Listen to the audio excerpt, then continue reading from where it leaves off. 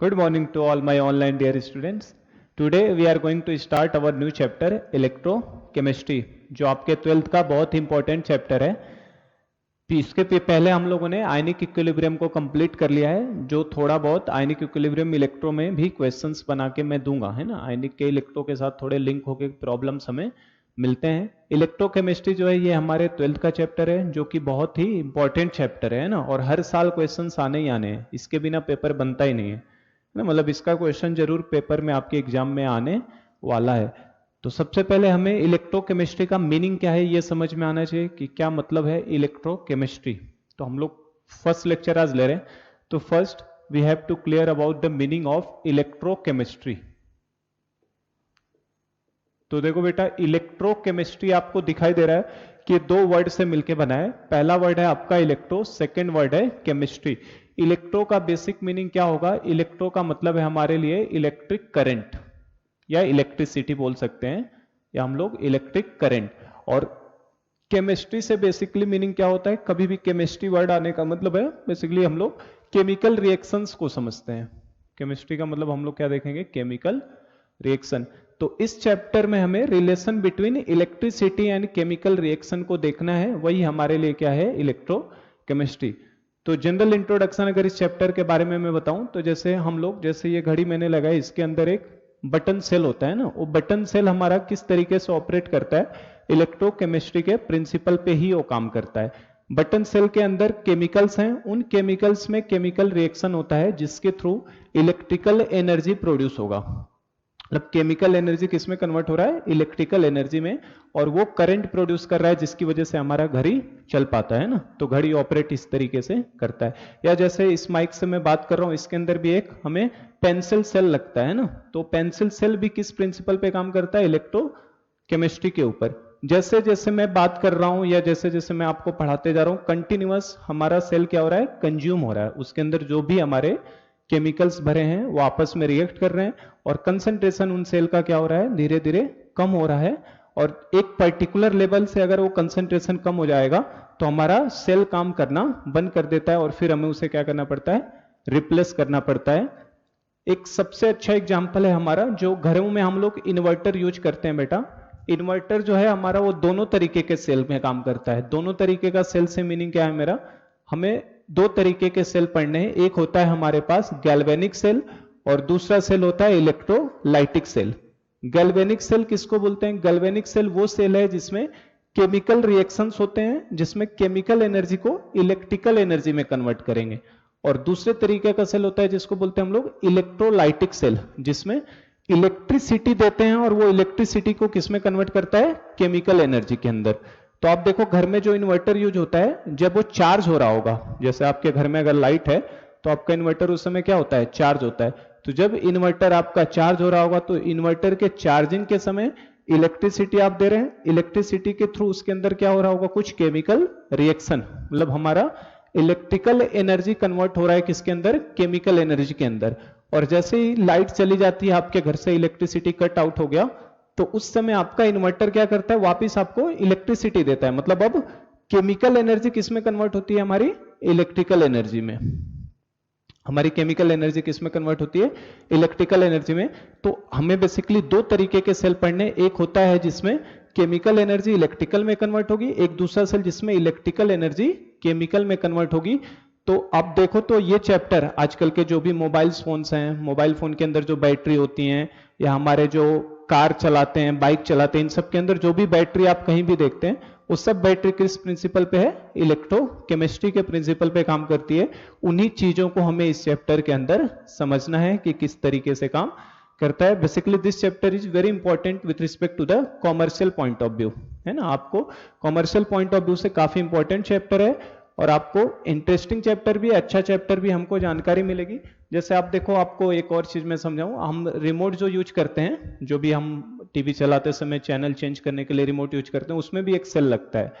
अब देखो, अगर क्या होता है कि कुछ समय के बाद सेल काम करना बंद कर देता है। जब सेल काम करना बंद कर देता है तो हम क्या करते हैं? उसको पीट पीट के फिर से चैनल चेंज करने की कोशिश करते हैं। ऐसे सबकी टेंडेंसी, हम लोग जनरली, ऐसा नहीं है कि सेल रुक गया तो हम लोग नया सेल तुरंत लेकर आते हैं। हम क्या करते हैं? उसको पीटते हैं, ठोक ठाक के, थोड़ा करते हैं, तो थोड़ी देर के लिए फिर से सेल हमारा ऑपरेट करने लगता है। तो ऐसा क्यों होता है कि ठोकने की वजह से फिर से ऑपरेट होने लगता है, ये सब चीजें इस चैप्टर के अंदर हम लोगों को समझना है। ठीक है, तो बेसिकली इलेक्ट्रोकेमिस्ट्री के अंदर दो चीजें हमें देखनी है, दो तरीके का सेल पढ़ना होता है। पहला हमें गैल्वेनिक सेल पढ़ना है, जिसके अंदर हमारा केमिकल एनर्जी इलेक्ट्रिकल एनर्जी में कन्वर्ट होगा, जो कि हमारे बटन सेल के साथ हो रहा है, ये सेल के साथ हो रहा है जो माइक में सेल में यूज कर रहा हूं। आपके जो भी बैटरीज होते हैं उनके अंदर है ना, जब वो आपको केमिकल रिएक्शंस करा के इलेक्ट्रिकल एनर्जी देगा। और दूसरे तरीके का सेल पढ़ेंगे इलेक्ट्रोलाइटिक सेल, जिसमें इलेक्ट्रिकल एनर्जी को कन्वर्ट किया जाएगा किसके अंदर, केमिकल एनर्जी के अंदर। तो दो सेल दो तरीके का पढ़ना है। और थर्ड पार्ट है हमारा चैप्टर का कंडक्टेंस ऑफ सॉल्यूशन, कि सॉल्यूशन के अंदर कंडक्टेंस किस तरीके से होता है। जैसे फिजिक्स में बात की जाए अगर, तो फिजिक्स में इलेक्ट्रिसिटी कंडक्ट किसके थ्रू होती है बेटा, मेटेलिक वायर के थ्रू। फ्लो ऑफ इलेक्ट्रॉन होता है किसके अंदर, मेटेलिक वायर के थ्रू होता है। लेकिन केमिस्ट्री के अंदर कंडक्टेंस हम लोग पढ़ेंगे किसके थ्रू, किसी सॉल्यूशन के through, through flow of ions की वजह से। आयंस उसके अंदर फ्लो होते हैं जिसकी वजह से कंडक्टेंस आता है। तो ये चैप्टर बेसिकली तीन पार्ट में आप तोड़ सकते हैं। पहला गैल्वेनिक सेल के बारे में पढ़ना है, दूसरा हमें इलेक्ट्रोलाइटिक सेल पढ़ना होता है, और थर्ड पार्ट हमारा होगा कंडक्टेंस ऑफ सॉल्यूशन। तो जनरल मीनिंग अगर पूछे कोई हमसे कि इलेक्ट्रोकेमिस्ट्री से आप क्या समझते हैं, तो हम लोग इलेक्ट्रोकेमिस्ट्री वो बोलेंगे the branch of physical chemistry. Electrochemistry का मीनिंग होगा बेटा the branch of physical chemistry, the branch of physical chemistry which deals with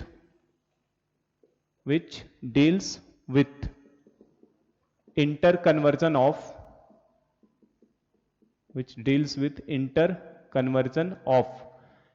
chemical energy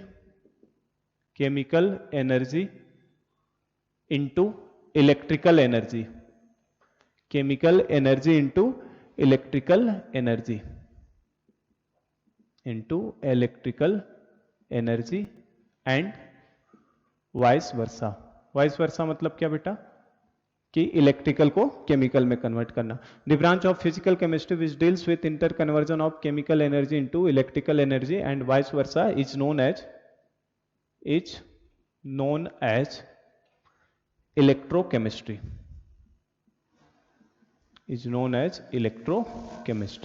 तो उसे हम लोग क्या बोलते हैं, इलेक्ट्रोकेमिस्ट्री बोलते हैं। ठीक है, और तीसरा पार्ट हमें कंडक्टेंस ऑफ सॉल्यूशन पढ़ना है, तो ये भी लिख देता हूं मैं। It also deals with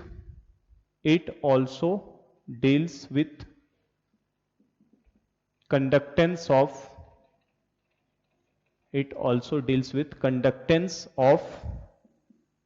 solution. Solution के अंदर जो आयंस होते हैं ना, उनके थ्रू किस तरीके से कंडक्टिविटी होती है, उसके बारे में भी हम लोग इसमें पढ़ते हैं। फिजिक्स में आपका बेसिकली मेटेलिक वायर के थ्रू इलेक्ट्रॉन का फ्लो होता है। केमिस्ट्री के अंदर सॉल्यूशन के अंदर जो आयंस होते हैं इलेक्ट्रोलाइट्स के, है ना, इलेक्ट्रोलाइट के इलेक्ट्रोलाइटिक सॉल्यूशन होगा जिसके आयंस होंगे, जिसके थ्रू हमारा करंट पास होता है। तो वो हम लोग conductance of solution last part में देखेंगे। तो ये हमारा बेसिक मीनिंग है इलेक्ट्रोकेमिस्ट्री का। अब अगर इसके सब टॉपिक्स की बात करूं मैं, सब टॉपिक्स थोड़ा मैं बस हाईलाइटेड कर देता हूं, क्या क्या हम लोग इस चैप्टर के अंदर जैसे जैसे जाएंगे क्या क्या देखने वाले हैं। सबसे पहले तो हम लोग सब टॉपिक्स में बेटा बात करें तो सबसे पहले हम लोग देखने वाले हैं गैल्वेनिक सेल को। सबसे पहले हम लोग क्या देखेंगे, गैल्वेनिक सेल। अब गैल्वेनिक सेल में बहुत सारी चीज आती है, बेसिकली इलेक्ट्रोकेमिकल सेल, ऐसा सेल जो या तो केमिकल को इलेक्ट्रिकल में कन्वर्ट करे या इलेक्ट्रिकल को केमिकल में कन्वर्ट करे। तो दो तरीके का, एक होता है गैल्वेनिक सेल और दूसरा इलेक्ट्रोलाइटिक। तो पहले हम लोग किसको पढ़ेंगे, गैल्वेनिक सेल को। इसमें काफी चीजें पढ़ने को मिलेंगी हमें कि इसका कंस्ट्रक्शन किस तरीके से है, गैल्वेनिक सेल बनता है। सॉल्ट ब्रिज इसके अंदर पढ़ेंगे कि सॉल्ट ब्रिज क्या होता है, उसका क्या फंक्शनिंग है, किस तरीके से काम करता है हमारे लिए। ठीक है, तो गैल्वेनिक सेल में देखने वाले हम लोग, जैसे मेन हेडिंग की मैं बात करूं, फिर हम लोग इलेक्ट्रोड पोटेंशियल को देखेंगे कि हमारा इलेक्ट्रोड पोटेंशियल क्या होता है, इसे समझने की कोशिश करेंगे। ठीक है, कि इलेक्ट्रोड पोटेंशियल क्या होता है। थर्ड बात करूं मैं तो इलेक्ट्रोड पोटेंशियल कंसंट्रेशन और टेम्परेचर के साथ कैसे वेरी करता है, जिसे हम लोग नस्ट इक्वेशन बोलते हैं, जो इस चैप्टर की जान है। नस्ट इक्वेशन जो हम लोग पढ़ने वाले हैं, ये इस चैप्टर की क्या है, जान है। इसी के ऊपर पूरा चैप्टर हमारा डिपेंड करता है। नस्ट इक्वेशन का मतलब बेसिकली क्या होता है, variation variation of electrode potential, variation of EP जो है ना, इलेक्ट्रोड पोटेंशियल को ईपी लिख रहा हूं, variation of electrode potential with concentration and temperature. तो बस मैं जस्ट हाईलाइट कर रहा हूं क्या क्या हम लोग देखने वाले हैं चैप्टर के अंदर। फोर्थ पार्ट की बात करो आप बेटा, तो नस्ट इक्वेशन को हम लोग अप्लाई करना सीखेंगे। हमारे पास सेल बनेगा, हाफ सेल बनेगा, तो हाफ सेल देखने वाले हैं। हाफ सेल क्या होता है, हाफ सेल के ऊपर नस्ट इक्वेशन किस तरीके से लिखा जाता है ना, उसका रिप्रेजेंटेशन क्या होता है। तो हम लोग हाफ सेल के बारे में सब देखने वाले हैं कि ये होता क्या है, इसका रिप्रेजेंटेशन क्या है, किस तरीके से होता है रिप्रेजेंटेशन, फिर इसके ऊपर नस्ट इक्वेशन कैसे लगाया जाता है, Nernst equation for half cell, ठीक है, Nernst equation for half cell, ये सब देखने वाले हैं। इसी तरीके से अगले पॉइंट की बात करूं मैं, तो हाफ सेल के बाद आप कंप्लीट सेल भी देखने वाले हैं। Complete cell, complete half galvanic cell और complete galvanic cell, basically galvanic cell के अंदर के ही पार्ट्स चलेंगे ये सब चीजें। कंप्लीट सेल में भी यही चीज, रिप्रेजेंटेशन, नस्ट इक्वेशन किस तरीके से लगाना है हमें, कंप्लीट सेल के ऊपर किस तरीके से रिप्रेजेंट किया जाता है उसको, ठीक है। ये सब हमारे सब टॉपिक्स रहेंगे। आप सेल को समझने के बाद हम लोग देखेंगे स्टैंडर्ड हाइड्रोजन इलेक्ट्रोड क्या होता है, स्टैंडर्ड हाइड्रोजन इलेक्ट्रोड। तो चैप्टर का मैं अभी से एक लेआउट आपको दे देता हूं कि क्या क्या हमें इस चैप्टर में देखना है। स्टैंडर्ड हाइड्रोजन इलेक्ट्रोड क्या होता है, SHE जिसको बोलेंगे, या नॉर्मल हाइड्रोजन इलेक्ट्रोड भी बोलते हैं इसे, उसे समझेंगे हम लोग। उसके बाद हम लोग इलेक्ट्रोकेमिकल सीरीज को देखने वाले हैं कि इलेक्ट्रोकेमिकल सीरीज क्या होती है, इलेक्ट्रोकेमिकल सीरीज क्या होगी, ECS जिसको बोलेंगे हम लोग, ठीक है बेटा। इलेक्ट्रोकेमिकल सीरीज के बाद बात करूं मैं, तो हमें कंसंट्रेशन सेल को, इसका एप्लीकेशन क्या है, ये सब देखेंगे हम लोग। इलेक्ट्रोकेमिकल सीरीज भी इस चैप्टर की पूरी जान नस्ट इक्वेशन में बैठी हुई है और इलेक्ट्रोकेमिकल सीरीज के एप्लीकेशन में सबसे ज्यादा क्वेश्चन यहीं से पूछे जाते हैं। अगले पॉइंट की बात करूं तो हम लोग टाइप्स ऑफ गैल्वेनिक सेल देखने वाले हैं, types of galvanic cell. Types of galvanic cell में जो सबसे इंपॉर्टेंट हमारे लिए रहेगा वो कौन सा है, कंसंट्रेशन सेल को देखेंगे हम लोग, कंसंट्रेशन सेल, ठीक है। तो एक मैं लेआउट दे देता हूं आपको ताकि ध्यान में रहे क्या क्या देखने वाले हैं। टाइप्स ऑफ गैल्वेनिक सेल के बाद 9th पॉइंट की बात करूं अगर मैं, है ना, तो हम लोग गैल्वेनिक सेल को टाइप्स में देखेंगे जिसमें बेसिकली कंसंट्रेशन सेल को देखोगे। उसके बाद बात करें हम लोग, तो हम लोग टाइप्स ऑफ इलेक्ट्रोड भी देखने वाले हैं, टाइप्स ऑफ इलेक्ट्रोड, ठीक है। Types of electrode, metal metal ion electrode किस तरीके से डिफरेंट डिफरेंट टाइप के बनते हैं वो देखेंगे हम लोग। और लास्ट एक और चीज की बात करो इसमें 10 पॉइंट की, तो हम लोग इसका थर्मोडायनेमिक्स देखेंगे, थर्मोडायनेमिक्स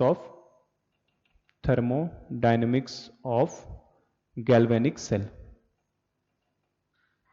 कि गैल्वेनिक सेल का क्या थर्मोडायनेमिक्स है, और थर्मोडायनेमिक्स का मतलब क्या है बेसिकली कि उसके अंदर हम लोग डेल्टा जी किस तरीके से होगा, डेल्टा एस सेल का क्या होता है, सेल का वर्किंग किस तरीके से चेक करेंगे, कितना वर्क किया है, ये सब देखेंगे। तो ये बेसिकली ये सब पॉइंट्स हमारे गैल्वेनिक सेल के अंदर पढ़ने वाले हैं। बाकी यही पार्ट सबसे बड़ा, इस चैप्टर का सबसे बड़ा पार्ट गैल्वेनिक सेल होता है जिसमें बहुत सारी चीजें आ रही हैं। आप अगली बात करूं अगर मैं, तो हम लोग अब इलेक्ट्रोलाइटिक सेल में आ जाएंगे, इलेक्ट्रोलाइटिक सेल। तो इलेक्ट्रोलाइटिक सेल के अंदर बेटा ज्यादा नहीं, इलेक्ट्रोलाइटिक सेल का क्वालिटेटिव अप्रोच मतलब एनोड पे कौन सा प्रोडक्ट आएगा, कैथोड पे क्या आएगा, और एक और चीज देखते हैं हम लोग फैराडेज लॉ। तो इलेक्ट्रोलाइटिक सेल में जो मोस्ट इंपॉर्टेंट है ना, वो हमें क्या पढ़ना होता है, Faraday's law of electrolysis. Basically इसमें क्या देखना है हमको, फैराडेज लॉ को देखना है, फैराडेज लॉ ऑफ इलेक्ट्रोलाइसिस। तो वो छोटा सा ही पार्ट है, 1 से लेकर 10 पॉइंट तक गैल्वेनिक सेल है, फिर आपको इलेक्ट्रोलाइटिक सेल के बारे में 2 चीजें देखनी है, और लास्ट पार्ट हमारा होगा चैप्टर का conductance of solution, conductance of solution, कि सॉल्यूशन में कंडक्टेंस किस तरीके से देखना है, मतलब कंडक्टिविटी क्या है, रेजिस्टिविटी क्या है, ये सब चीजें समझेंगे। और इसके अंदर जो इंपॉर्टेंट पॉइंट है वो हमारे लिए होता है बेटा कोलराउस लॉ, कोलराउस लॉ। तो मैंने आपको एक चैप्टर का बस ब्रीफ आइडिया दे दिया, ये सब चीजें हम लोग जैसे जैसे चैप्टर कंप्लीट होगा ये सब चीजें हम लोग उसके अंदर देखने वाले हैं। अभी तो माइक चालू हुआ है, तो ये सब हम लोग चीजें उसके अंदर देखने वाले हैं, ठीक है। चलो तो हम लोग पहले पार्ट से स्टार्ट करते हैं बेटा अपना गैल्वेनिक सेल को। हम लोगों को क्या पढ़ना है? Galvanic cell. तो पहले मैं सेल के टाइप्स जो होते हैं वो दो तरीके के सेल होते हैं। एक ऐसा सेल जो केमिकल एनर्जी को इलेक्ट्रिकल एनर्जी में कन्वर्ट करता है, और दूसरा सेल जो इलेक्ट्रिकल को केमिकल में कन्वर्ट करेगा। तो हमें दो तरीके के सेलों को समझना है इसमें, ठीक है। तो पहले सबसे पहले हेडिंग डाल लीजिए आप लोग, सेल के टाइप्स डालने हैं बेसिकली, है ना। तो हम लोग सबसे पहला हेडिंग यही डालेंगे, two types of electrochemical cell. ये हमारे चैप्टर का पहला हेडिंग, यही चीज से हम सीखने जा रहे हैं, two types of electrochemical cell. Electrochemical cell, तो दो तरीके का हमें इलेक्ट्रोकेमिकल सेल देखना है। इलेक्ट्रोकेमिकल सेल मतलब अभी बताया, जो केमिकल एनर्जी को केमिकल एनर्जी को इलेक्ट्रिकल एनर्जी में कन्वर्ट करे, या इलेक्ट्रिकल एनर्जी को हमारे केमिकल एनर्जी में कन्वर्ट करे। तो दो सेल देखना है। सबसे पहला सेल इसमें हमारा बेटा गैल्वेनिक सेल, गैल्वेनिक, जिसको वोल्टेइक सेल भी बोलते हैं हम लोग। तो मैं तो गैल्वेनिक ही नाम देता हूं, वोल्टेइक सेल भी इसे हम लोग बोलते हैं। डैनियल सेल इसका एक स्पेशल फॉर्म होता है। गैल्वेनिक सेल ऐसा सेल होता है जिसके अंदर हम लोग केमिकल एनर्जी को इलेक्ट्रिकल एनर्जी में कन्वर्ट करते हैं, ठीक है। तो गैल्वेनिक सेल का मतलब है हमारे पास cell in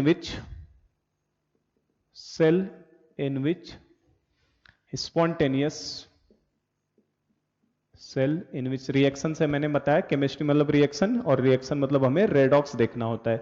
cell in which spontaneous redox reaction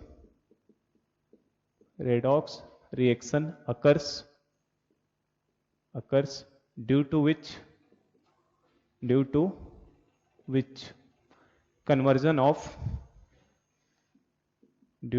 conversion of chemical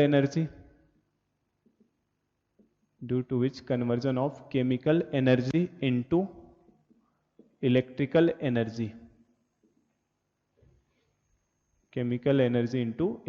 energy takes place, ठीक है बेटा। तो बेसिकली गैल्वेनिक सेल में क्या होता है, आपका जो भी आपका केमिकल एनर्जी है उसको मान लो C लिख देता हूं। तो केमिकल एनर्जी आपका किस में कन्वर्ट होता है बेटा? इलेक्ट्रिकल एनर्जी में कन्वर्ट होता है गैल्वेनिक सेल के अंदर। और ये चूंकि स्पॉन्टेनियस होता है, स्पॉन्टेनियस का मतलब जानते हैं आप लोग, हम लोग थर्मोडायनेमिक्स अभी नहीं पढ़े हैं, थर्मोडायनेमिक्स में पढ़ाया जाएगा स्पॉन्टेनियस और नॉन स्पॉन्टेनियस प्रोसेस। स्पॉन्टेनियस का मतलब होता है जो खुद से हो जाता हो, जो स्वतः होता है। स्पॉन्टेनियस मतलब हिंदी में बोलते हैं स्वतः, जो खुद हो जाए। और नॉन स्पॉन्टेनियस का मतलब जिसको हम खुद करवाते हैं, है ना। तो बेसिकली स्पॉन्टेनियस प्रोसेस है ये, स्पॉन्टेनियस रेडॉक्स है। स्पॉन्टेनियस का मतलब है ये केमिकल रिएक्शन खुद हो जाते हैं। आप देखो, आप जैसे इस सेल को, है ना, लगा देते हो, आप जैसे घड़ी की बटन सेल की बात करो, आप घड़ी में जैसे ही सेल को लगाते हो आपका सेल काम करना चालू कर देता है, आपको कुछ करने की जरूरत नहीं पड़ती। मतलब उसके अंदर केमिकल रिएक्शंस खुद ही चालू हो जाते हैं। और केमिकल एनर्जी किस में कन्वर्ट होता है? इलेक्ट्रिकल एनर्जी में। और ये प्रोसेस कैसा होगा? स्पॉन्टेनियस। और स्पॉन्टेनियस प्रोसेस के लिए गिव्स फ्री एनर्जी, जो change in gives free energy हम लोग पढ़ेंगे डेल्टा जी, ये हमारा क्या होता है? Less than zero. जो मैंने आपको सरफेस केमिस्ट्री में थोड़ा आइडिया दिया है, तो थर्मो में हम लोग डिटेल में देखेंगे। तो change in gives free energy क्या होता है? स्पॉन्टेनियस के लिए लेस देन जीरो होता है। तो ये बेटा हमारा पहले टाइप का पहला सेल था, कौन सा? Galvanic cell. सेकंड सेल की बात करो तो सेकंड सेल हमारे पास होता है आपका, ये फर्स्ट सेल था, सेकंड सेल है इलेक्ट्रोलाइटिक सेल। सेकंड सेल कौन सा है? Electrolytic cell. तो देखो, इलेक्ट्रोलाइटिक सेल में स्पॉन्टेनियस की जगह क्या हो जाएगा? Non spontaneous. और केमिकल टू इलेक्ट्रिकल जा रहा था तो वो इलेक्ट्रिकल टू केमिकल जाने लगता है। जो इन्वर्टर है आपका, मैंने बताया ना, दोनों तरह काम करता है। वो गैल्वेनिक की तरह भी काम करता है और वो इलेक्ट्रोलाइटिक की तरह भी काम करता है। गैल्वेनिक की तरह मतलब केमिकल को इलेक्ट्रिकल में, कब? जब इलेक्ट्रिसिटी चली जाएगी तो वो क्या करता है? केमिकल रिएक्शंस के थ्रू इलेक्ट्रिसिटी प्रोड्यूस करता है। लेकिन जब लाइट रहती है, हमारा इलेक्ट्रिसिटी रहता है, तो उसके अंदर वो क्या होता है? चार्ज होता है। तो चार्ज के समय वो कैसा बिहेव करता है? इलेक्ट्रोलाइटिक सेल की तरह। तो इलेक्ट्रोलाइटिक सेल में यही लिखेंगे हम लोग, cell in which non spontaneous. Non spontaneous क्यों बोल रहा हूं मैं बेटा? क्योंकि हम लोग इलेक्ट्रिसिटी देते हैं, अगर लाइट चली जाए, इलेक्ट्रिसिटी कट जाए आपके घर से, तब वो चार्ज होने वाला नहीं है, मतलब वो हमारा, इसीलिए उसको नॉन स्पॉन्टेनियस बोल रहे हैं। Cell in which non spontaneous redox reaction occurs due to which non spontaneous redox reaction occurs, क्यों होगा? बाई सप्लाइंग ऑफ, है ना, by supplying electricity, by supplying electricity. आप इलेक्ट्रिसिटी सप्लाई करके उसको नॉन स्पॉन्टेनियस प्रोसेस आप करवा रहे हो, है ना, by supplying electricity, due to which conversion of electrical energy into chemical energy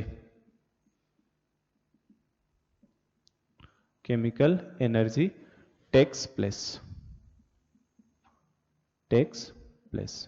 ठीक है बेटा, तो बेसिकली इसमें क्या होगा आपका, इलेक्ट्रिकल एनर्जी, इलेक्ट्रोलाइटिक सेल में इलेक्ट्रिकल एनर्जी कन्वर्ट होता है किसके अंदर? केमिकल एनर्जी के अंदर।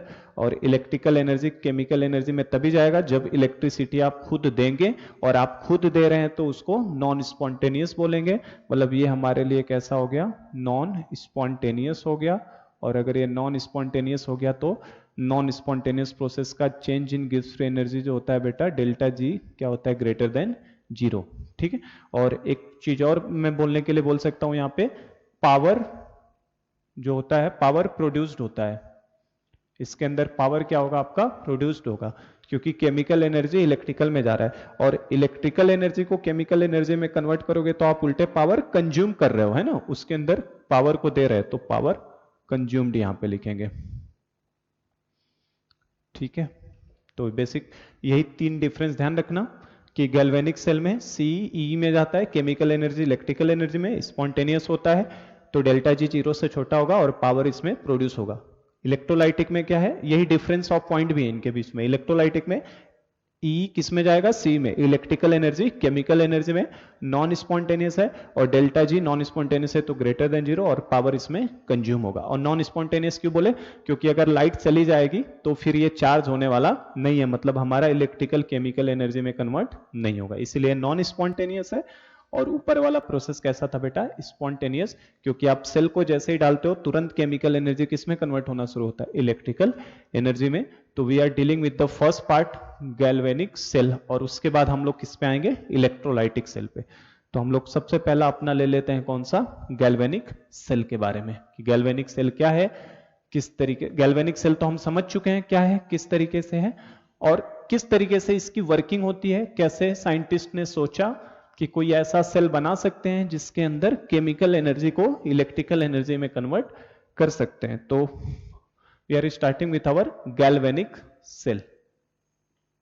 गैल्वेनिक सेल, तो सबसे पहले साइंटिस्ट के दिमाग में आइडिया कैसे आया बेटा कि हम लोग केमिकल एनर्जी को इलेक्ट्रिकल एनर्जी में चेंज करते हैं? तो उसे मैं समझाता हूं पहले, फिर हम लोग उसके कंस्ट्रक्शन को समझेंगे कि कैसे बना। तो देखो बेसिकली क्या था कि एक कंटेनर लिया उन्होंने, कंटेनर के अंदर एक्वस कॉपर सल्फेट का सॉल्यूशन रखा, एक्वस CuSO4 का हमने एक्वस सॉल्यूशन ले लिया कंटेनर के अंदर, और इस कंटेनर में बेटा एक जिंक की रॉड को डिप करके रख दिया। इसके अंदर एक हमने जिंक की रॉड को, इसके अंदर हमने क्या लिया? एक्वस CuSO4 का सॉल्यूशन लिया है, और इसके अंदर ये जो रॉड डाला जा रहा है किसका रॉड है बेटा? जिंक मेटल का। जिंक मेटल की रॉड को क्या किया? इस सॉल्यूशन के अंदर डिप करके रख दिया था। तो क्या हुआ था? वो ऑब्जर्वेशन मिला और उसके हिसाब से उन्होंने कंक्लूजन दिया। तो हम लोग यही कह रहे हैं, व्हेन क्या देखा था, किस तरीके से हुआ था? When A zinc rod is placed in a container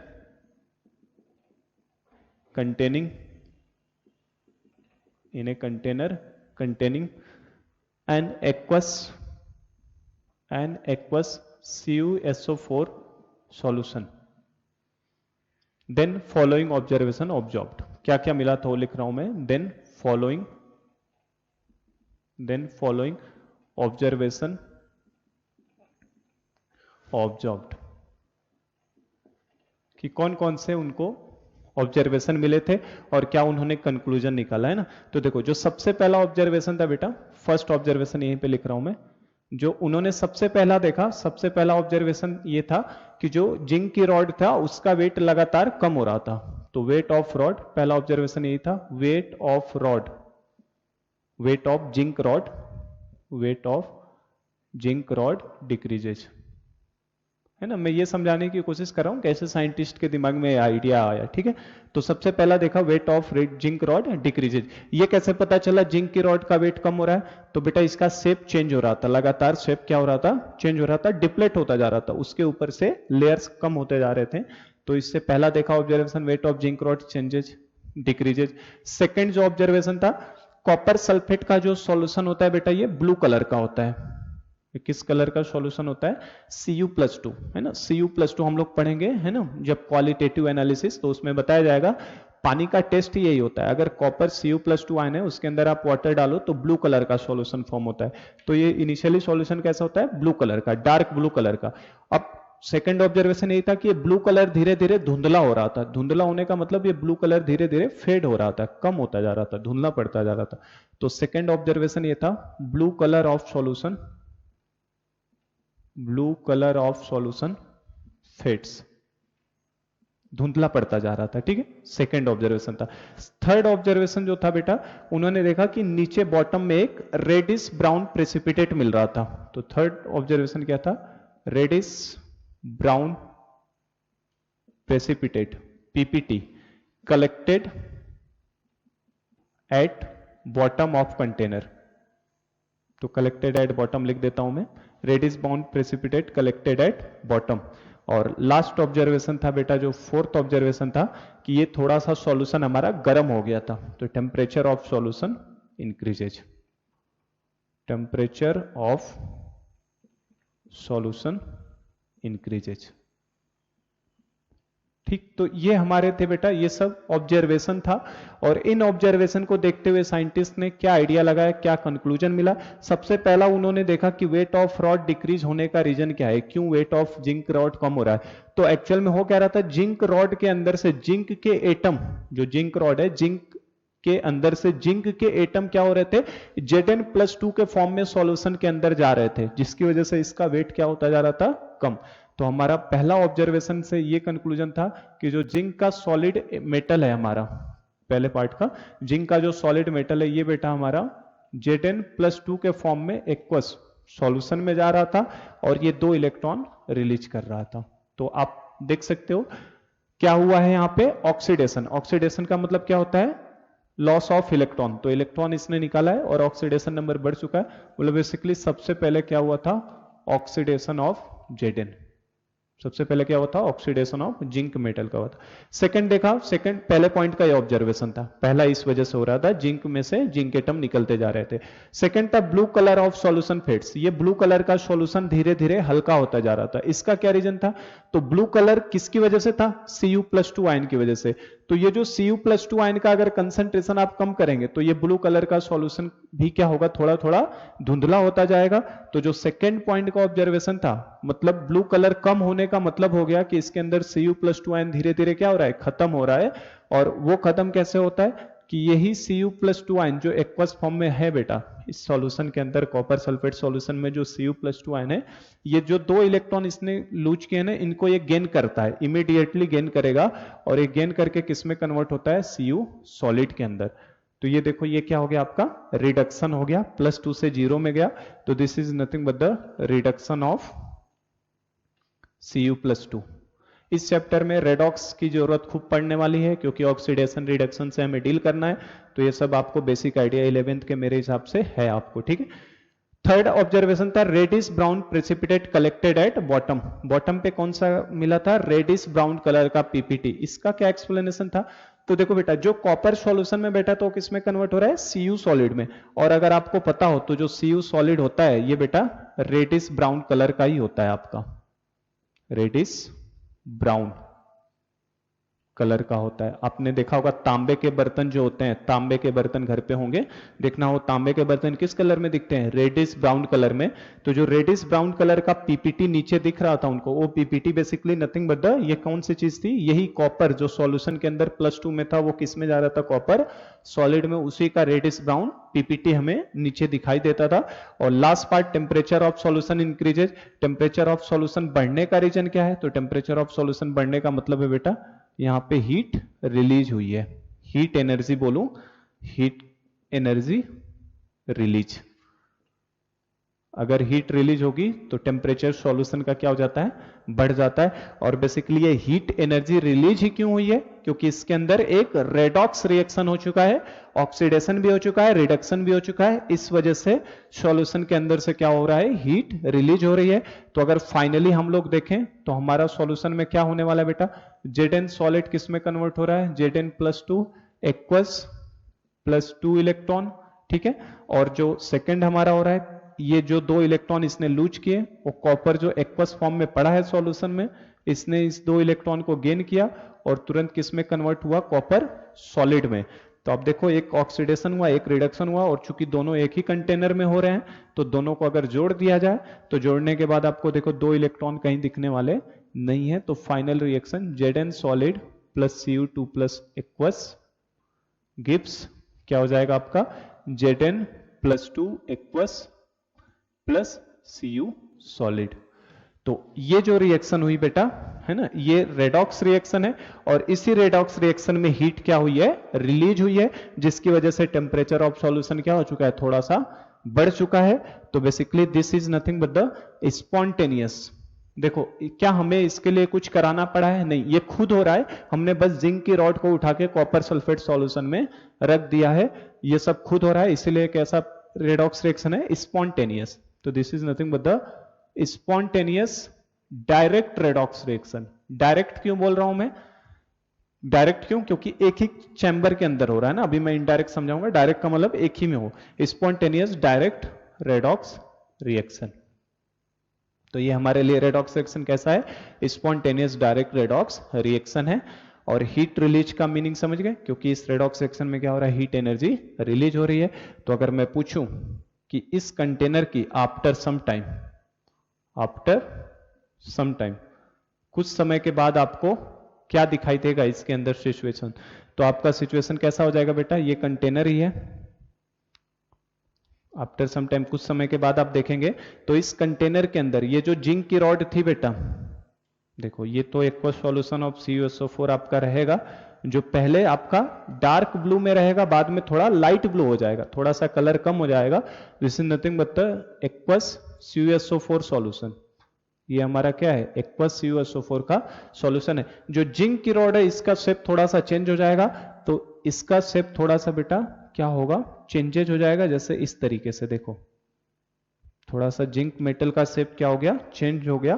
पहले वो स्ट्रेट था इस तरीके से, बाद में उसका शेप थोड़ा सा चेंज होगा, कुछ इसके अंदर से जिंक एटम बाहर निकल के जा चुके हैं।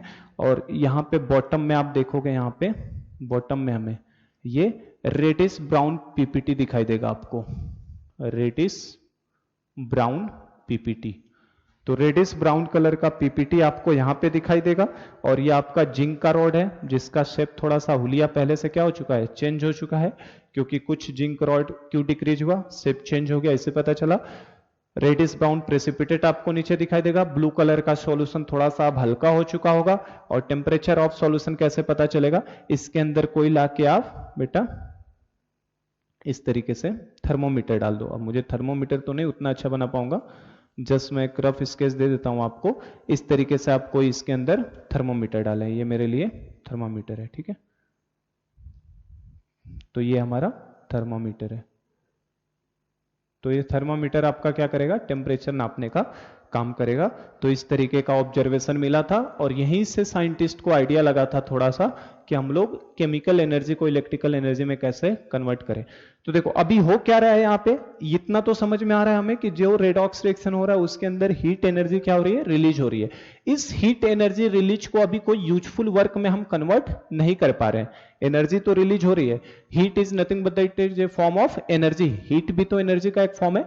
लेकिन इसके अंदर जो भी हीट हुआ कुछ समय के बाद सॉल्यूशन क्या हो जाएगा आपका, ठंडा हो जाएगा। जैसे आप गर्म चाय ले लिए तो गर्म चाय को थोड़ी देर खुला रख दो तो उसके अंदर एनर्जी तो है लेकिन उसका कोई यूजफुल वर्क आप अभी आउटपुट नहीं ले पा रहे हो, वो ठंडा हो जाएगा थोड़ी देर के बाद। तो साइंटिस्ट ने ये सोचा कि ये इसको एक कंटेनर में अभी करवा रहा हूं मैं, तो इसमें जो भी हीट रिलीज हो रहा है वो क्या हो रहा है, वेस्ट हो गया, हमारा किसी काम में नहीं आया। इसी हीट एनर्जी को किस तरीके से हम लोग यूजफुल वर्क में कन्वर्ट कर सके, तो उसके लिए उन्होंने सोचा ये चीज जो हमने एक चैम्बर में करवाया, जो हमने डायरेक्ट तरीके से करा, इसको डायरेक्ट ना करा के इनडायरेक्ट करा जाए। इनडायरेक्ट से क्या मीनिंग है, आप ऑक्सीडेशन अलग चैम्बर में करवाओ और रिडक्शन को अलग कंटेनर में, एक कंटेनर में ऑक्सीडेशन करवा दो, दूसरे कंटेनर में रिडक्शन, और उसको एक वायर के थ्रू क्या कर दो, जोड़ दो। तो जो इलेक्ट्रॉन ऑक्सीडेशन के बाद निकल रहा था उसको इमीडिएटली कॉपर ले रहा था। अगर मैं इन दोनों को दो अलग सेपरेट कंटेनर में करा दूं तो जो इलेक्ट्रॉन निकलेगा, अगर मैंने वायर के थ्रू कनेक्ट किया है तो वो इलेक्ट्रॉन उस वायर के थ्रू पास होके उसको गेन होगा, इमीडिएटली गेन नहीं हो पाएगा। और किसी भी वायर में अगर बेटा इलेक्ट्रॉन का फ्लो करवा दिया तो इलेक्ट्रॉन का फ्लो करवाने का मतलब ही हो गया कि उसके अंदर करंट प्रोड्यूस हो ही जाएगा, क्योंकि मेटेलिक वायर में अगर फ्लो ऑफ इलेक्ट्रॉन होता है उसकी वजह से फ्लो ऑफ करंट होता है। और अगर करंट का फ्लो हो गया तो मतलब हमने जो भी हीट एनर्जी यहां पे निकल रही थी उसको हमने किस में कन्वर्ट कर लिया, अपने इलेक्ट्रिकल एनर्जी में। और इसी प्रिंसिपल पे हमारा क्या बन गया, गैल्वेनिक सेल। समझ गए हम लोग। चलो तो हम लोग क्या करते हैं, गैल्वेनिक सेल का कंस्ट्रक्शन अब देख लेते हैं, किस तरीके से गैल्वेनिक सेल का कंस्ट्रक्शन है। आई होप कि ये समझ में आ गया, क्या इससे आइडिया लगा क्या किया उन्होंने। चलिए तो अब हम लोग आगे बढ़ते हैं और हम लोग कंस्ट्रक्शन ऑफ गैल्वेनिक सेल देखते हैं कि गैल्वेनिक सेल का कंस्ट्रक्शन किस तरीके से हुआ था। आइडिया तो लग गया हमें कि दो अलग अलग कंटेनर में करवाएंगे, ऑक्सीडेशन अलग कंटेनर में, रिडक्शन अलग कंटेनर में। मतलब अब मैं डायरेक्ट रेडॉक्स ना करवा के कैसा करवाऊंगा बेटा, इनडायरेक्ट रेडॉक्स करवाऊंगा। ये डायरेक्ट रेडॉक्स क्यों था, क्योंकि सेम कंटेनर में था। तो इसके लिए थोड़ा सा पेज आप बड़ा लीजिएगा कॉपी में, ठीक है, क्योंकि काफी भयंकर फोटो आने जा रहा है हमारे पास गैल्वेनिक सेल के कंस्ट्रक्शन में। तो आप पेज में कहूंगा कि आप बड़ा सा लीजिएगा जरा, है ना। तो हम लोग देखने जा रहे हैं कंस्ट्रक्शन ऑफ गैल्वेनिक सेल, कि गैल्वेनिक सेल किस तरीके से कंस्ट्रक्ट हुआ था। तो देखो बेटा, इसके लिए दो चैम्बर लेना है हमें, जो हम लोग अभी एक ही में करवा रहे थे, अब मैं ऑक्सीडेशन रिडक्शन दोनों को दो सेपरेट पार्ट में कराऊंगा। दिस इज आवर फर्स्ट, है ना। और हमने एक सेकंड यहां पे ले लिया, थोड़ा सा लार्ज पेज चाहिए आपको भी, जगह ज्यादा लेना है क्योंकि सारे डिटेलिंग में इसी के अंदर यहीं पे आपको समझाने वाला हूं। तो दो कंटेनर हम लोग ले लिए। पहले कंटेनर में बेटा हम लोगों ने जिंक की रॉड को डिप करा दिया।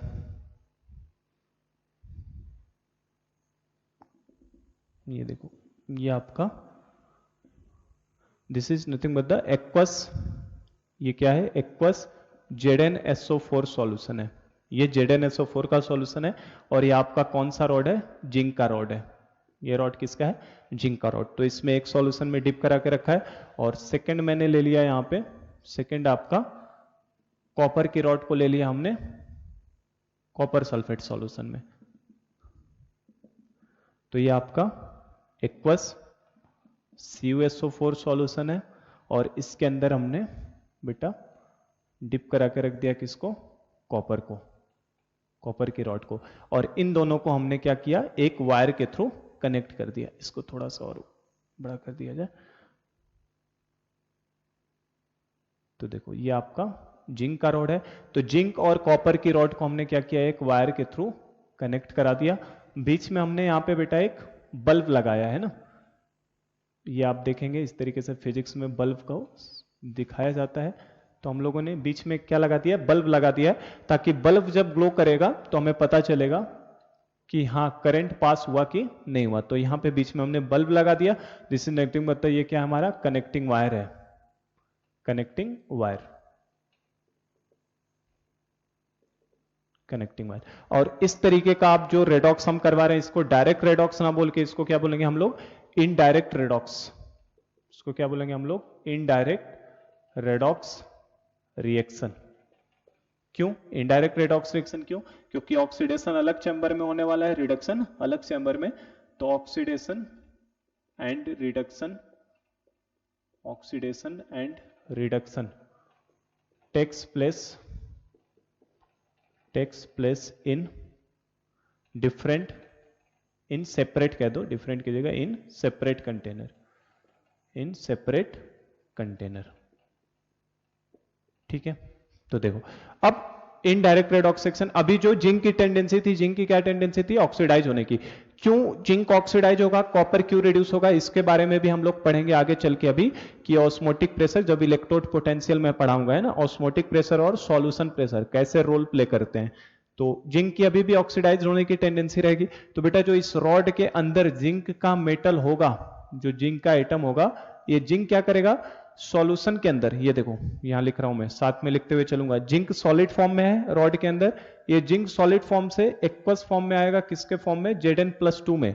तो ये सॉल्यूशन में चला गया है Zn+2 एक्वस फॉर्म में, और जो 2 इलेक्ट्रॉन होगा वो क्या करेगा, इस रॉड के अंदर छोड़ देगा। 2 इलेक्ट्रॉन क्या करेगा इस रॉड के अंदर, ये जिंक का एटम था, Zn+2 में कन्वर्ट हुआ, और 2 इलेक्ट्रॉन रॉड के अंदर क्या किया इसने, छोड़ दिया। तो ये जो 2 इलेक्ट्रॉन है ये कहां जा रहे हैं, इनटू रॉड। ठीक है, कंस्ट्रक्शन को ढंग से समझ लेना क्योंकि पूरी चीजें इसी पे डिपेंड है।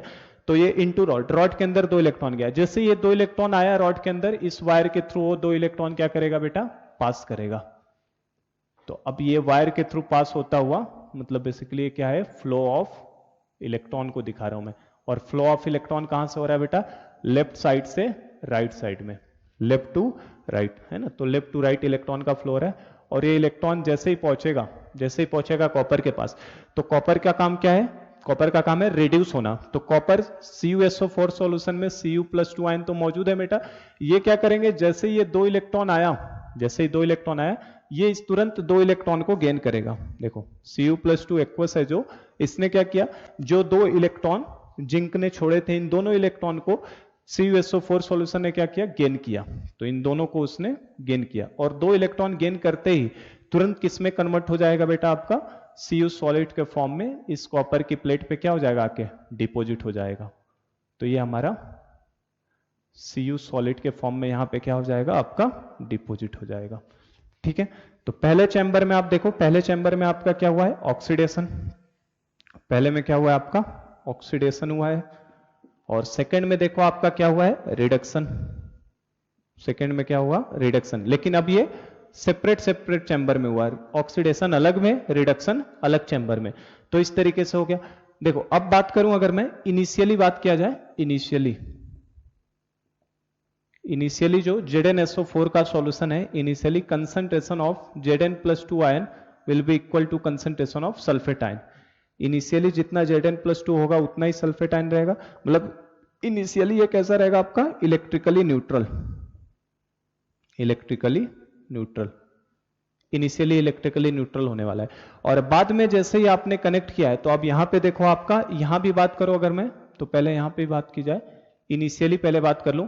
इनिशियली क्या रहेगा बेटा, जितना Cu+2 आयन रहेगा उतना ही सल्फेट आयन रहेगा। तो इनिशियली आपको फिर दिखाई देगा Cu+2 का concentration will be equal to sulphate ion का कंसंट्रेशन। ठीक है, इनिशियली मतलब ये भी क्या रहेगा हमारे लिए, इलेक्ट्रिकली न्यूट्रल रहेगा, इलेक्ट्रिकली न्यूट्रल। तो इनिशियली ये क्या है, इलेक्ट्रिकली न्यूट्रल है। लेकिन जैसे ही अब देखो, जैसे इसने जिंक ने Zn+2 छोड़ा और 2 इलेक्ट्रॉन छोड़ा, तो आप देखो सॉल्यूशन के अंदर कौन सा चार्ज आ गया, पॉजिटिव चार्ज। सॉल्यूशन के अंदर कौन सा चार्ज आ गया, पॉजिटिव।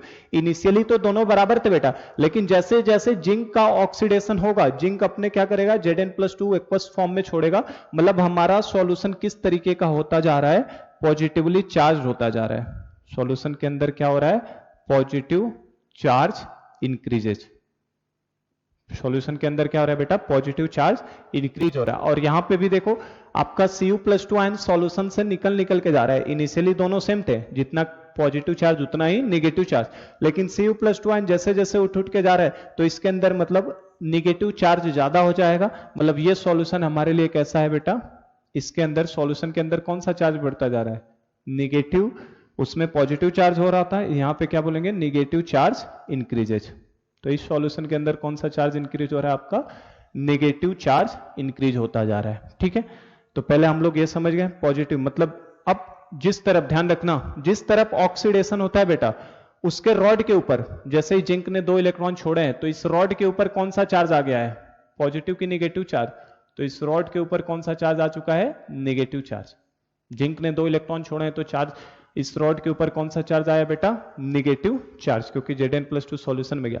और ये रॉड क्या कर रहा है, इलेक्ट्रॉन को गेन कर रहा है, और इलेक्ट्रॉन को अगर ये ले रहा है रॉड, तो इसका मतलब इस रॉड के ऊपर खुद कैसा चार्ज आएगा, पॉजिटिव चार्ज। इस रॉड के ऊपर कौन सा चार्ज आएगा, आपका पॉजिटिव चार्ज। तो इस चीज का ध्यान रखिएगा कि जिधर ऑक्सीडेशन होता है उधर रॉड के ऊपर कौन सा चार्ज रहता है, नेगेटिव, और सॉल्यूशन के अंदर कैसा चार्ज होता है, पॉजिटिव। और जिस तरफ रिडक्शन होता है उसमें रॉड के ऊपर कौन सा चार्ज, पॉजिटिव, और सॉल्यूशन के अंदर कौन सा चार्ज, नेगेटिव। तो पहले इतनी जानकारी हमें समझ में आ गई। ठीक, अब देखो हमें कैसे पता चलेगा कि इलेक्ट्रॉन का फ्लो हुआ है कि नहीं हुआ है। तो हमें अगर इलेक्ट्रॉन का फ्लो हुआ होगा बेटा, तो ये बल्ब हमारा जल जाएगा, और बल्ब जल गया तो हमें क्या पता चल जाएगा कि हाँ ये सेल हमारा काम कर रहा है। जैसे फॉर एग्जांपल मैं बताऊं, आपको कोई सेल दे दे और पूछे कि ये सेल काम कर रहा है कि नहीं, तो आप क्या करते हो, सेल लेते हो, सेल के ऊपर, सेल होना चाहिए यहाँ पे, सेल जैसे लेते हैं आप, तो सेल के ऊपर देखो तो आपका, ऊपर देखो तो आपको इस तरीके से, जैसे साइड में इमेज बना दूं मैं, आप देखो तो इस तरीके से बटन सेल की बात कर रहा हूं मैं।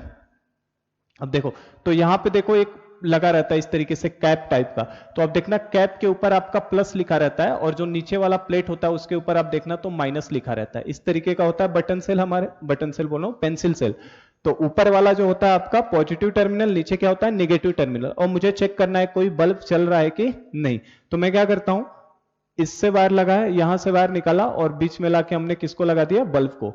और जैसे बल्ब को लगा देते हैं, अगर हमारा इलेक्ट्रॉन का फ्लो हमें पता है नेगेटिव टर्मिनल से किधर की तरफ जाएगा बेटा, पॉजिटिव टर्मिनल में, और सर्किट कंप्लीट है और सेल वर्किंग में होगा, तो ये बल्ब तुरंत क्या करेगा, ग्लो कर जाएगा। जैसे आप सर्किट कंप्लीट कराते हैं, बल्ब क्या हो जाता है, ग्लो।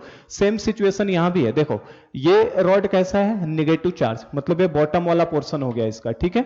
और ऊपर वाला जो पोर्शन है ना, कैप वाला पोर्शन, वो कैसा है हमारा, पॉजिटिव चार्ज। तो पॉजिटिव चार्ज, तो इलेक्ट्रॉन जैसे यहां से फ्लो करेगा तुरंत ये बल्ब क्या होगा, ग्लो कर जाएगा। और बल्ब ग्लो कर गया मतलब हमने केमिकल एनर्जी को किस में कन्वर्ट कर लिया है, इलेक्ट्रिकल एनर्जी के अंदर, ठीक है। तो ये आपका इस तरीके से बल्ब ग्लो होता है, ये आप पकड़ लेते हैं, इस तरीके से पहचानते हैं। तो नॉर्मली जो सेल लेकर आते हैं बेटा हम दुकान से खरीद के, जैसे ये निप्पो का सेल आता है, एवरेडी का आता है, बहुत सारे आते हैं। तो ये पेंसिल सेल देखो नॉर्मली आप अगर, जैसे मैं माइक में यूज करता हूं, तो अगर मैं कोई सेल ऐसे खरीद के ले आया, तो वो सेल हार्डली 2-3 क्लास चलता है, उसके बाद वो खराब हो जाता है 2-3 घंटे के बाद। अगर आप उसी सेल को घड़ी में लगा दें, दीवाल घड़ी के अंदर, तो दीवाल घड़ी में वो सेल आपका 6-7-8 महीने तक चल जाता है लगभग। और आप रिमोट में लगा दें अगर, तो रिमोट के अंदर तो टीवी देखने के लिए या चैनल चेंज करने वाले रिमोट में, तो आपका मोस्टली 1 आवर से भी ज्यादा चल जाता है, 1 ईयर से भी ज्यादा, 1 आवर बोल दिया, 1 ईयर से भी ज्यादा आपका चल जाता है। तो 1-8 साल से ज्यादा चल जाता है। और फिर भी हम लोगों की आदत तो वही है कि उसको अगर वो खत्म भी होने लगता है तो ठोक ठोक के, है ना, ठोक ठोक के चलाने की आदत होती है। ये केवल आपकी नहीं आदत, सबकी होती है ना। इसमें ऐसा नहीं है कि हम लोग ही करते हैं, वो बहुत बड़े बड़े लोग भी करते हैं, वो ठोक ठोक के चलाने वाली आदत सबकी है।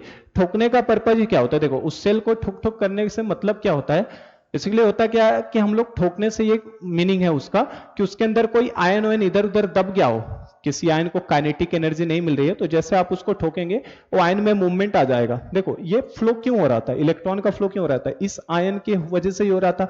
और सेल काम करना तब बंद कर देगा जब इन आयंस का ऑक्सीडेशन रिडक्शन बंद हो जाए। अगर इधर ऑक्सीडेशन इधर रिडक्शन बंद हो जाए तो इलेक्ट्रॉन का फ्लो होना भी बंद हो जाएगा।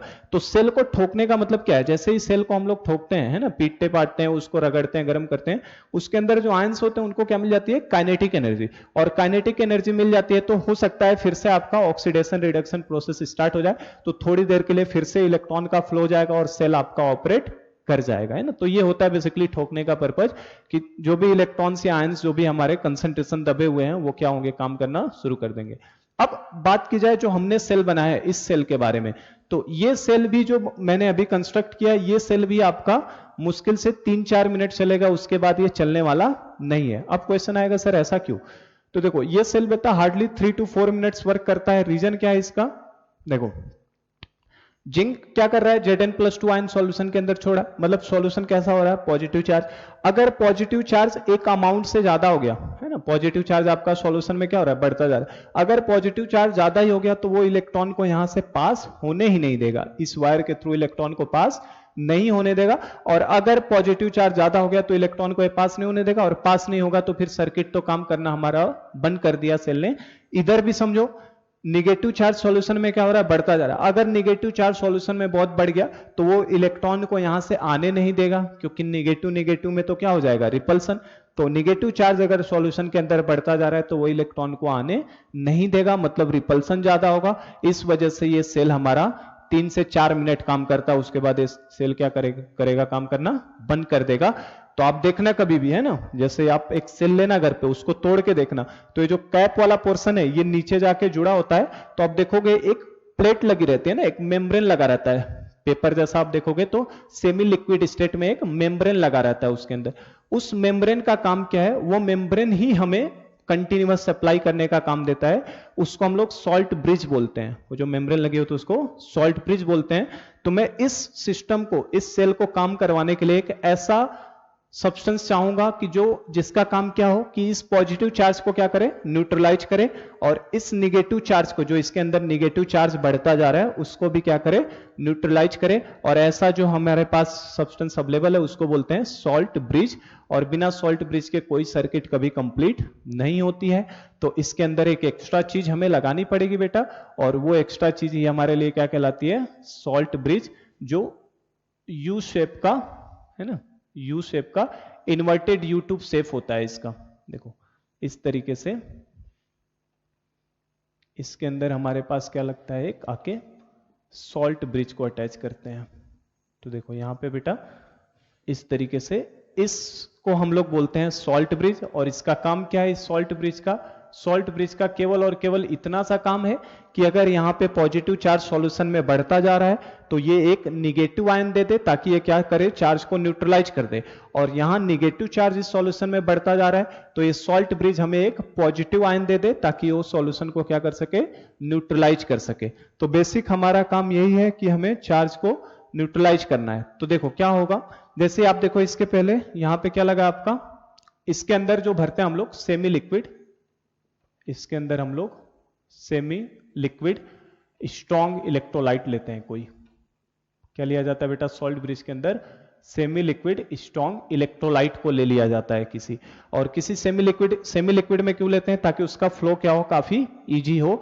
तो जैसे हम लोगों ने सपोज करो अगर KCl को ले लिया, तो KCl बेटा किस में टूटेगा, K+ और Cl-। स्ट्रॉन्ग इलेक्ट्रोलाइट 100% डिसोसिएट होते हैं, आयनिक में पढ़ा हमने।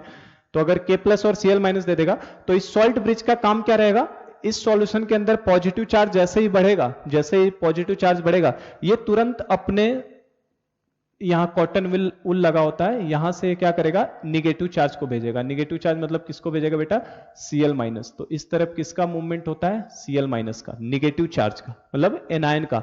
और इस तरफ यही सॉल्ट ब्रिज का काम क्या रहेगा, इस सॉल्यूशन में जैसे निगेटिव चार्ज इंक्रीज होगा तो निगेटिव चार्ज को इंक्रीज करने के लिए ये कौन से आयन को दे देगा, यहाँ पे केटायन दे देगा, मतलब बेसिकली किसको दे देगा, K+ को। तो इस तरफ किसका मूव हो जाएगा, केटायन का।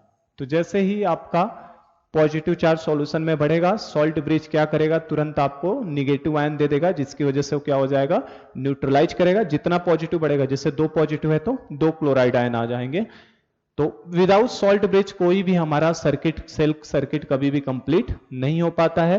तो ये सॉल्ट ब्रिज काफी इंपॉर्टेंट रोल प्ले कर रहा है, और ये सॉल्ट ब्रिज का रोल आप समझ सकते हैं कि किस तरीके से काम कर रहा है। अब जाके अब हमारा सेल है ना चल सकता है। कब तक चलेगा सेल, अब ये सेल हमारा तब तक ऑपरेट हो सकता है जब तक कि पूरी तरह ये रॉड खत्म ही ना हो जाए, क्योंकि ये रॉड तो क्या हो रहा है, कंटिन्यूअस Zn+2 निकल रहा है ना इसमें से एटम।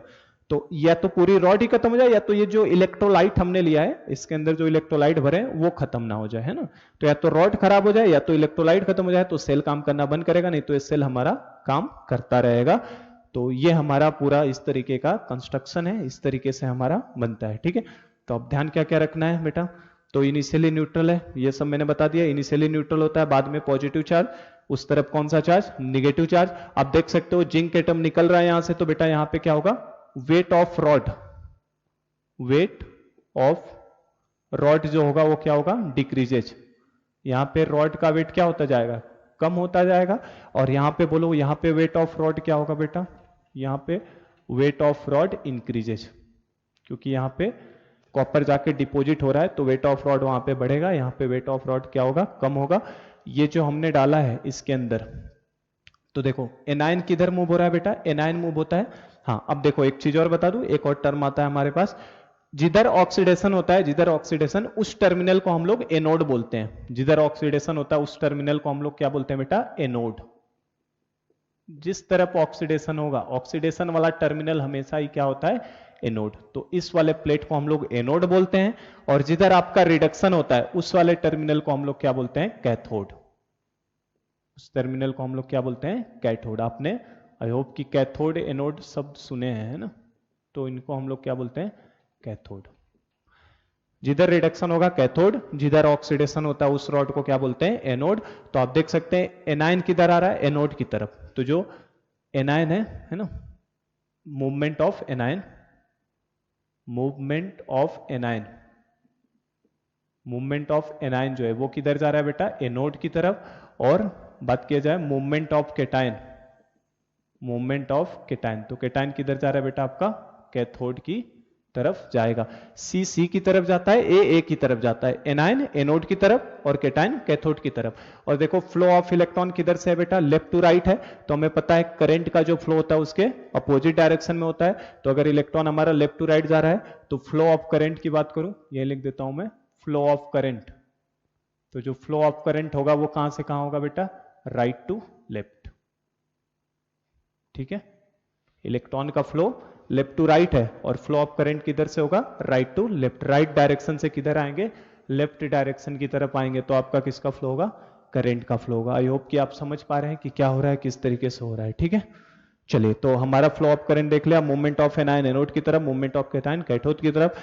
इसको एनोड बोलते हैं। जो इन्फॉर्मेशन दे रहा हूं ये इन्फॉर्मेशन आपको इस टॉपिक में ध्यान रखना है पहले ही दिन में। देखो ये हमारा लेफ्ट साइड में मौजूद है और इसको एनोड बोलते हैं। तो केवल आधे पोर्शन को देखोगे तो इसको एनोड हाफ सेल बोलते हैं, इस आधे पोर्शन को देखोगे बेटा तो इसे कैथोड हाफ सेल बोलते हैं। तो इनके नाम भी लिख लेते हैं, इसको हम लोग बोलेंगे anode half cell, anode half cell. ठीक है, इसको एनोड हाफ सेल भी बोला जाता है, क्योंकि इसके ऊपर निगेटिव चार्ज मौजूद है तो इसको हम लोग निगेटिव हाफ सेल भी बोलते हैं, निगेटिव हाफ सेल। तो ये निगेटिव साइड में मौजूद है तो इसीलिए इसको क्या बोलते हैं, निगेटिव हाफ सेल। और चूंकि यहां पे ऑक्सीडेशन हो रहा है तो इस वाले पोर्शन को हम लोग ऑक्सीडेशन हाफ सेल भी बोलते हैं, ऑक्सीडेशन हाफ सेल। और ये आपका लेफ्ट साइड में मौजूद है इसीलिए हम लोग लेफ्ट हाफ सेल भी बोलते हैं इसे। क्या क्या देखो ये चार नाम है, चारों नाम ध्यान रखना। तो जैसे इसके चार नाम उसी तरीके से इसके चार नाम क्या होंगे बेटा, जैसे वो एनोड हाफ सेल था तो इसका नाम क्या हो जाएगा, कैथोड हाफ सेल। और दोनों को मिला दोगे तो कंप्लीट गैल्वेनिक सेल कहलाएगा। ये हाफ सेल हो गया कैथोड हाफ सेल, वो निगेटिव हाफ सेल था तो ये कैसा है बेटा आपका, पॉजिटिव हाफ सेल। ये आपका कैसा है, पॉजिटिव हाफ सेल। ये ऑक्सीडेशन हाफ सेल था तो यहां पे क्या लिखोगे, reduction half cell, reduction half cell. और चूंकि यहां पे लेफ्ट साइड में मौजूद था तो लेफ्ट हाफ सेल, ये राइट साइड में मौजूद है तो इसको राइट हाफ सेल भी पुकारा जाता है। तो इतने सारे नाम में से कोई भी नाम दे दे आपको वैलिड है। तो आप ध्यान रखिएगा एनोड हाफ सेल इसका लर्निंग कोड है। इसको ध्यान रखने का तरीका होता है बेटा, इसे याद करने के लिए आप LOAN लोन वर्ड याद रख लो, है ना, तो इससे पूरा याद हो जाता है। लोन से ध्यान रखो, L का मतलब क्या होगा, लेफ्ट साइड, L का मतलब लेफ्ट, O का मतलब क्या, ऑक्सीडेशन, O का मतलब ऑक्सीडेशन, A का मतलब क्या, एनोड, और N का मतलब क्या, निगेटिव। तो इससे आप ध्यान रखना कि हमेशा ऑक्सीडेशन लेफ्ट साइड में होगा।